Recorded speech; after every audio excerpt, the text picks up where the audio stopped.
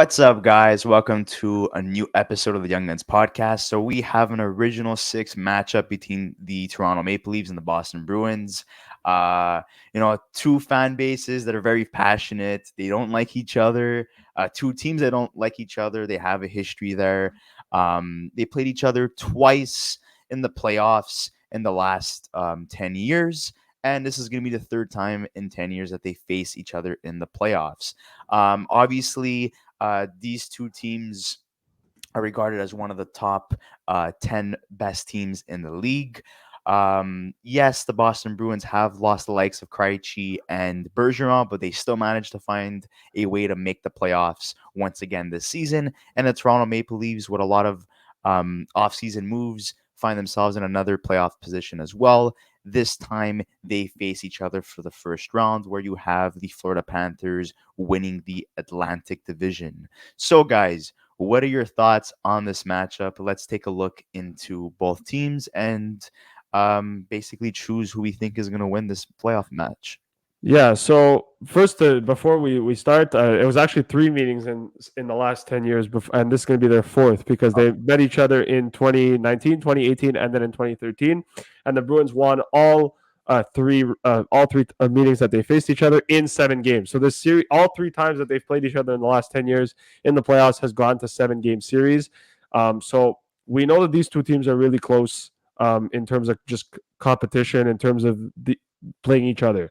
One thing I could say though about the Bruins and about the Leafs is that, look, I think we know obviously the story behind the Leafs, and we know what they are in the playoffs. You know, we've made the joke every single year, and for them, I think, look, genuinely speaking, this is a team that does need to get over the hump. And I think that for a long time, you know, when you talk about the Toronto Maple Leafs, you talk about where they've been, let's say, in the past, and you talk about the failures that they've had against the Boston Bruins. This is a team that needs to find a way to beat the Bruins, and they haven't been able to do it.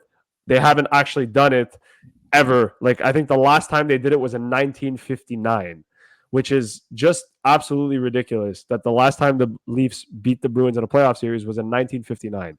So this is a situation where Boston has Toronto's number, and we're looking at a team here that hasn't had the best second half of the season.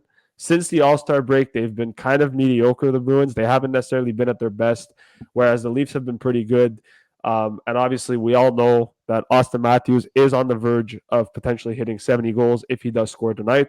We're recording this right during the time of the Tampa game.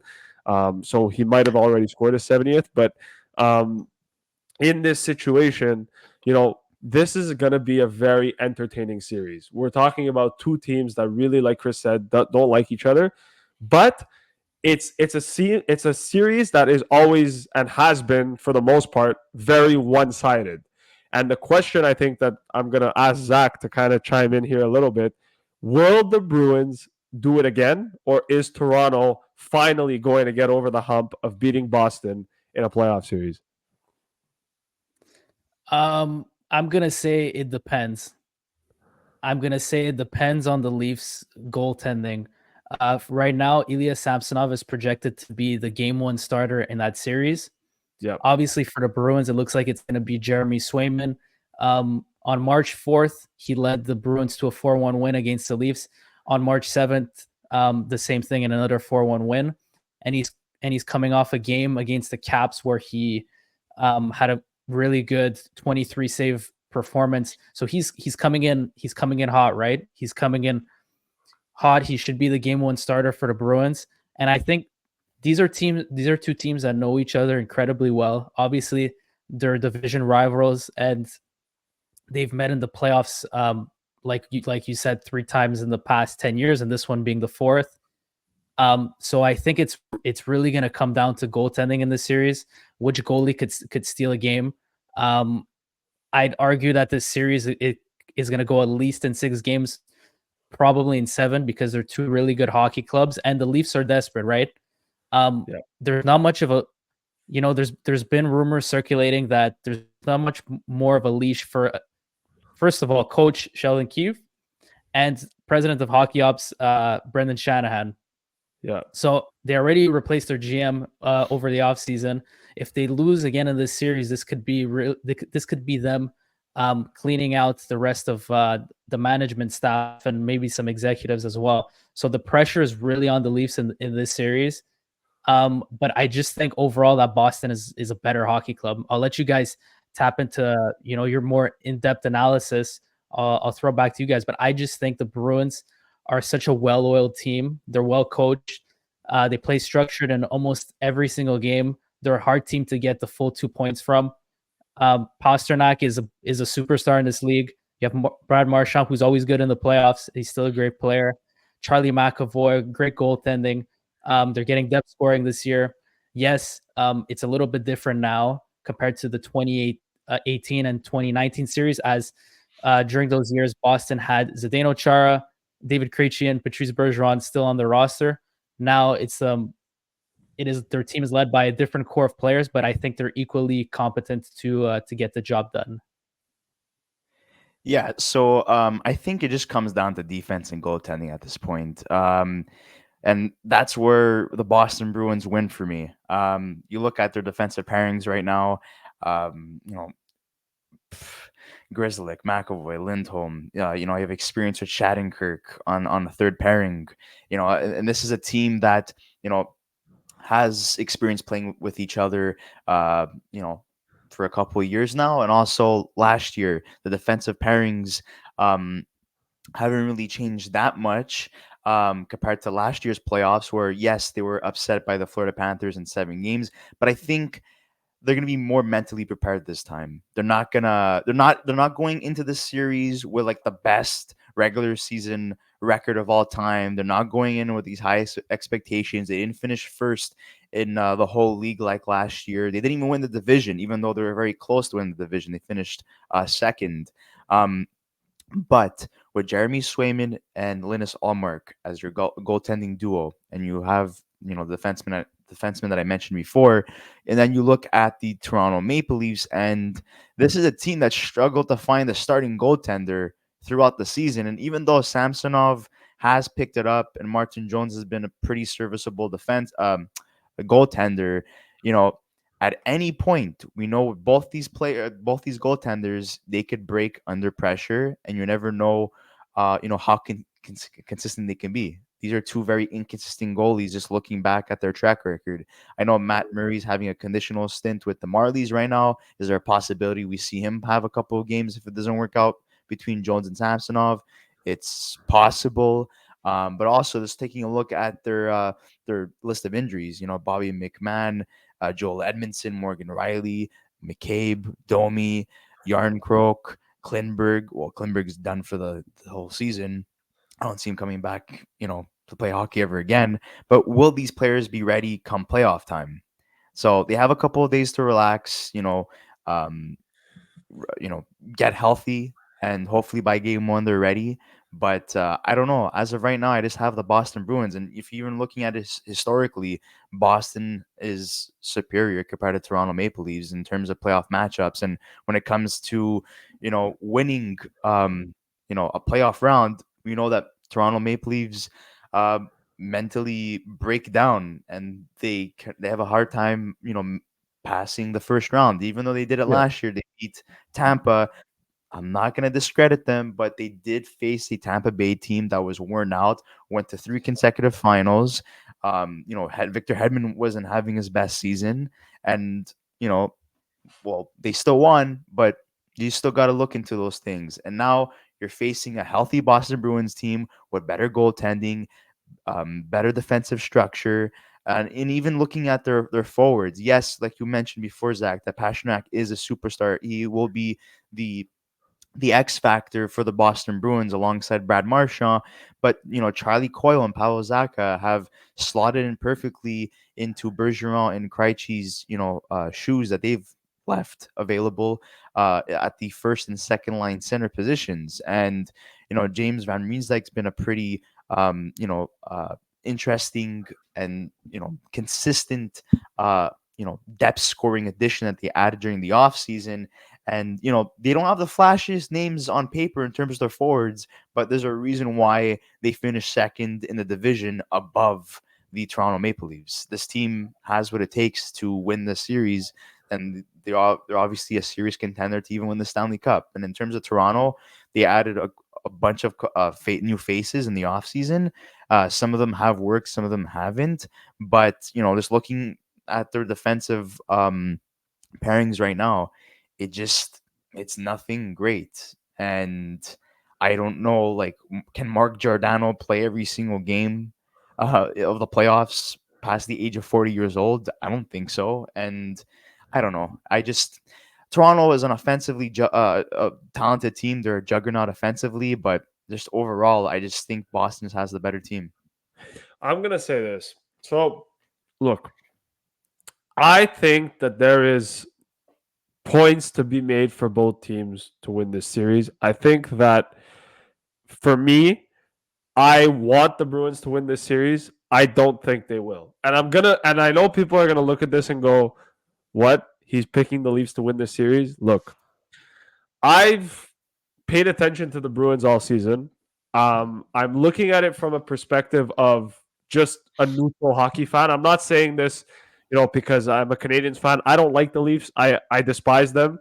But there's something about the way they've played this season, and not just in terms of the team, but even a guy like Austin Matthews and William Nylander, like combined, these two guys have combined for 109 goals. Okay, just amongst those two guys, they're first in the league in goals forward. They're 17th in the league in goals against. Okay, but 17th in the league in goals against is because of what happened at the beginning of the season, which is, Samsonov had a rough year. Joseph Woll got injured at some point with 6 weeks left after Samsonov came back. Samsonov was playing bad. They had Woll and nets with Jones. They were rotating between them. And then Woll got hurt, and they ended up bringing Samsonov back in from his stint. And he's been phenomenal since he's been back. I believe his record is like 17-3-1 in his last 22 games. So he's coming in on a hot streak. The thing with me is, if I have to look at the team on paper, yes, the Bruins in net are better, right? They have Swayman and they have Ullmark. Nobody's going to say no. Nobody's going to disregard that. On defense, I look at the Bruins, and even if their decor is good, it's not great. Okay, McAvoy's great, but what are you talking about? They got McAvoy and Lindholm. Yeah, and Carlo. They have McAvoy, Hampus, Lindholm, and Grzelcyk. That's it. That's all. They have three guys because the rest of them are average. Carlo's not even playing. He's going to be out. He's probably not going to play game one. You have Andrew Peeke, Parker Wotherspoon, and Kevin Shattenkirk. The Leafs, what they've done, and this is more interesting, is they have Morgan Riley. They have Joel Edmondson, who's going to probably be back. And I know Joel Edmondson isn't the most be-all and end-all, okay? But he's not a bad defenseman. They have Timothy Liljegren, who's played some good hockey. Ilya Lyubushkin's been okay. TJ Brody, I know he's not been at his best, but he's not a bad top six defenseman. Simon Benoit's had a good season, right? These are all guys that are decent defensemen. They have Jake McCabe, who's been a fantastic top four defenseman for them pretty much all season. So Toronto's decor is not the flashiest, but in terms of Boston and Toronto, if I have to take a team with more depth on defense, it's Toronto. Toronto's got 8 or 9 guys that can easily slot into their playoff roster, and it'll be good to go. Boston is one injury away from having to go through AHL guys because Carlo's not playing, Forbert's out, and maybe might come back, but there's no guarantees he will, right? Carlo's day-to-day, he might come back. So even if you slot Brandon Carlo in, your top 6 is Kevin Shattenkirk, who's just washed up, and Parker Wotherspoon, who's not even an NHL defenseman, an everyday NHL defenseman. So I just think that if I have to look at the Bruins and I have to look at the Leafs from, just a team standpoint, the Leafs have a better offensive core. We know that, right? They're first in the league in goals forward, so they have the best offense in the NHL just based off that stat alone. And you can argue, yes, Matthews scoring 69 of them helps that stat, for sure. But at the end of the day, Mitch Marner, William Nylander, Austin Matthews, great. The thing with me, and this is the only thing that's I'm a little bit obviously pessimistic about, is the fact that at the end of the day, yes, the Bruins have beaten the Leafs in every single matchup, and they have their number. And I think that is something that Toronto needs to finally get over the hump. Last year, they did it. They were able to get over the hump. They beat Tampa. They ended up losing in 5 to Florida. I do think that to some extent, they were able to finally do it and get over Tampa. But the real test has always been for Toronto is they have to beat Bruins in a playoff series. And like I mentioned before, they haven't done it since 1959. So for Toronto, this is probably the biggest opportunity that they have to not only beat the Bruins, but I think that if they can beat the Bruins, I think the sky's the limit for this team. Because you know what, when they say, like, you look at a playoff series or you look at a team and you go, like Washington and Pittsburgh as an example. Washington played Pittsburgh for so many years. And every single time they played the Penguins, they lost. They finally beat the Penguins. They ended up winning the cup. And I'm not saying that the Leafs are going to win the cup, but what I'm trying to say is, in order for the Leafs to get to the goal that they need to get to, they need to beat the Bruins. And I think that this year, judging by how good Austin Matthews has been, and judging by how good William Nylander has been, and if they can get the goaltending of Ilya Samsonov that they've had for the second half of the season since the All-Star break, I do think they could beat the Bruins. And I do think it's going to be the final moment to finally get over the hump. But again, it can go either way. And the Bruins obviously have the Leafs number, right? Like, what for the Leafs, this is it. This if they don't beat the Bruins, there's gonna be big changes happening. In the I agree. This is the last chance for this group to prove that they could do it. And I don't believe they could, though, because if you look at the past series they had against the Bruins, Austin Matthews quiet, Mitch Marner quiet, Nylander even more quiet. I think Matthews would come alive later in the series, in the last series, but your top guys weren't your top guys when you needed them to be. And if we're even just comparing Toronto to last year, yes, they beat Tampa last year, but they had a much better team arguably last year. They had Ryan O'Reilly, Sam Lafferty. They had forward depth on their top three lines, and it was more than just depth. If you have a guy like Ryan O'Reilly maneuvering on your third line, you're in a pretty good spot. He's the top centerman for Nashville, a team that's making the playoffs this year. But if you go back to your blue line, I get your point. This is they're a physical blue line, right? Ilya Lyubushkin is 6'4". You got, Joel Edmondson, who you could throw in there, is pretty tall. They have big defensemen, but in terms of the quality, the advantage, I disagree with you completely, has to go to the Bruins. You're in the playoffs, you're relying on your top four. Yes, your third pairing is still important because they're going to be put into situations, but your top four is going to be expanding the amount of minutes they play.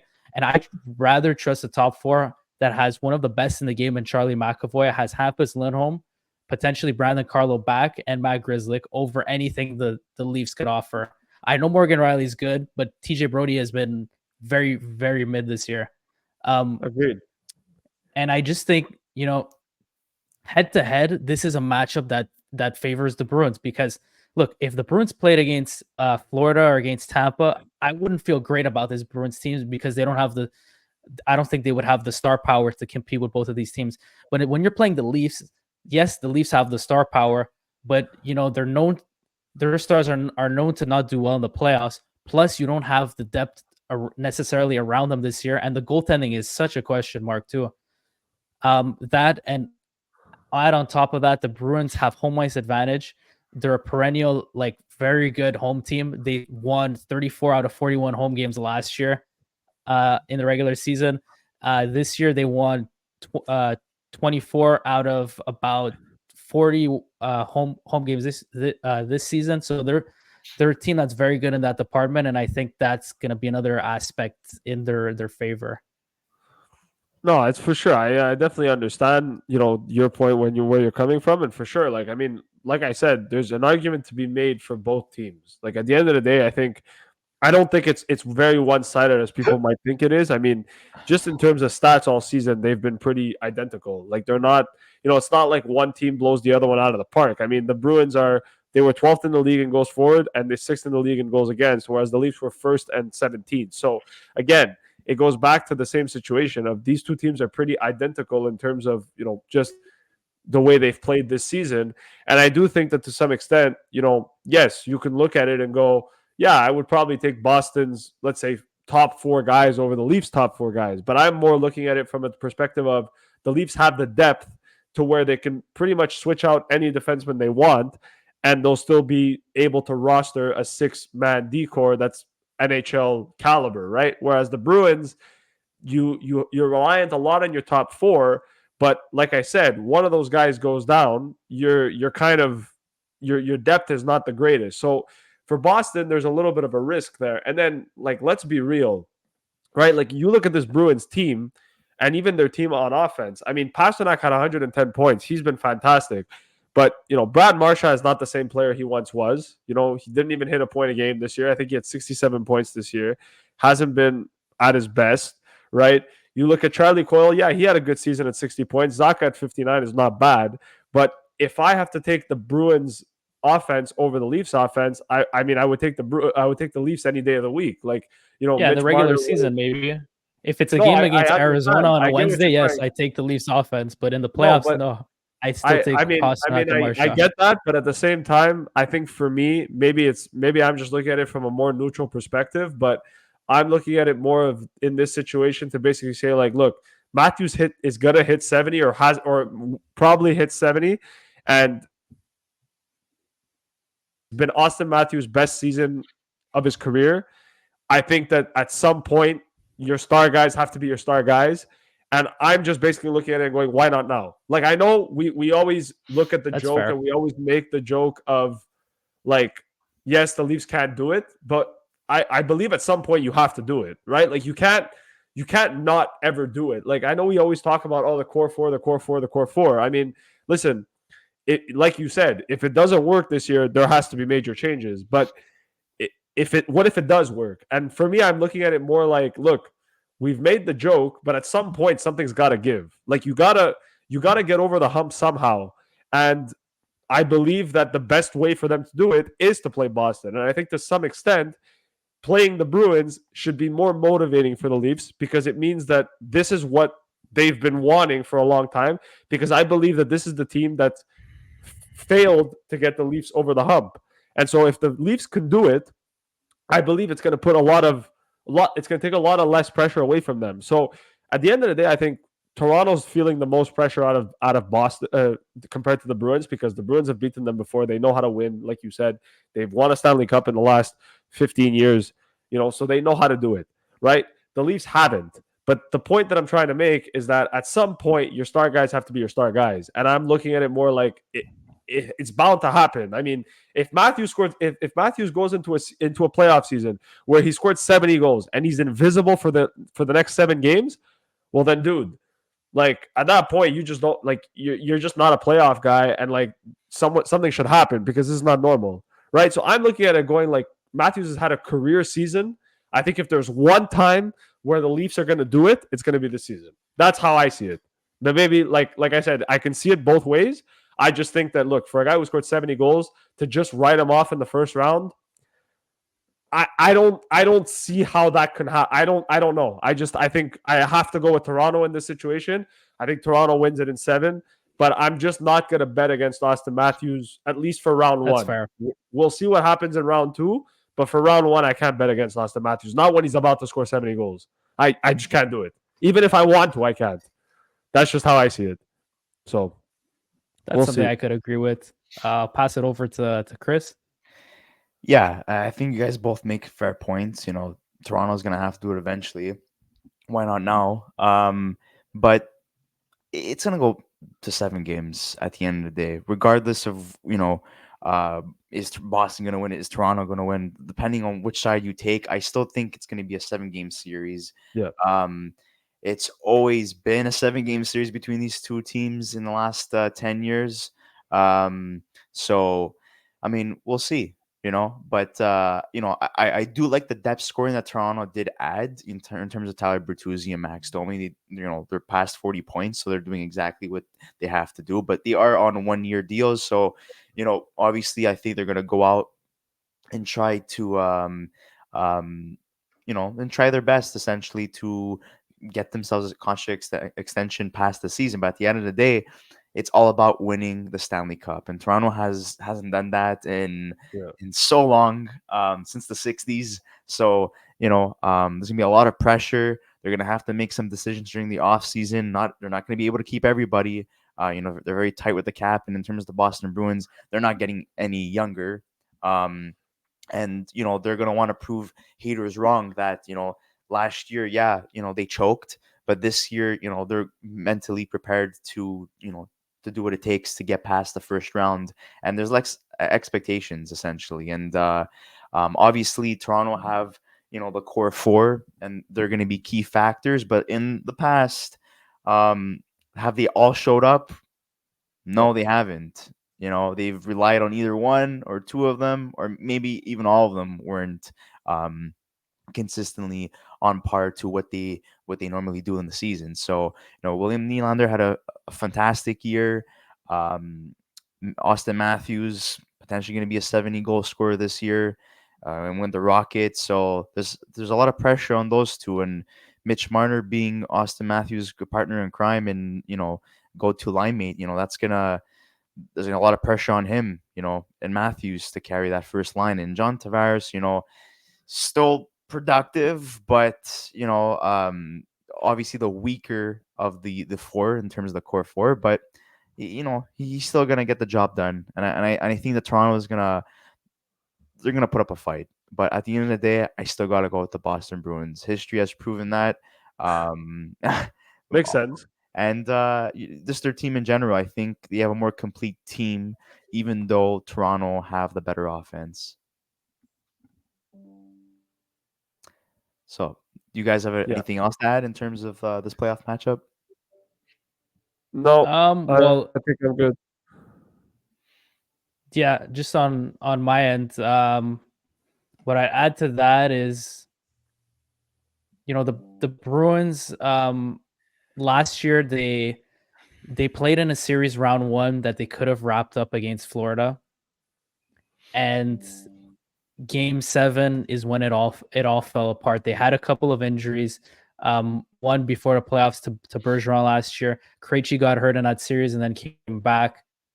A lot went wrong for them last year, and I think they're disappointed because of the historical year they had last year, that they didn't get past round one, and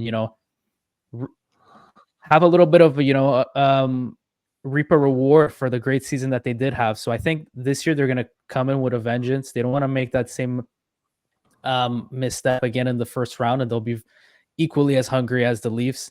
And if I'm going to give an official prediction, I'll say Bruins in 7. I think it's still going to be a highly competitive series. Like Luca mentioned, that Austin Matthews and Nylander especially are having career years. Like, it can't just be that their production is always gonna stop or stagnate come playoff time. Like, these guys are something's gonna have to give. I think they're gonna be much more competitive. They're top forwards this playoff round, but I still give the edge to Boston. I think their goaltending is gonna pull them through. Goaltending, home ice, they know how to get it done. So they have all the personality to get it done. So I'm going with the Bruins in this series. Okay, so that concludes our playoff matchup video for the Toronto Maple Leafs and Boston Bruins. So I just hope that you guys respect our opinions at the end of the day. Obviously, we could be right, we could be wrong. We'd like to hear your thoughts in the comment section below. Who do you think wins this series, the Toronto Maple Leafs or the Boston Bruins? And we're going to continue our playoff matchup series. And if you haven't watched the New York Islanders versus the Carolina Hurricanes video, you should definitely check that out. And we'll see you on the next episode of the Young Guns podcast. Thank you so much, guys, for watching.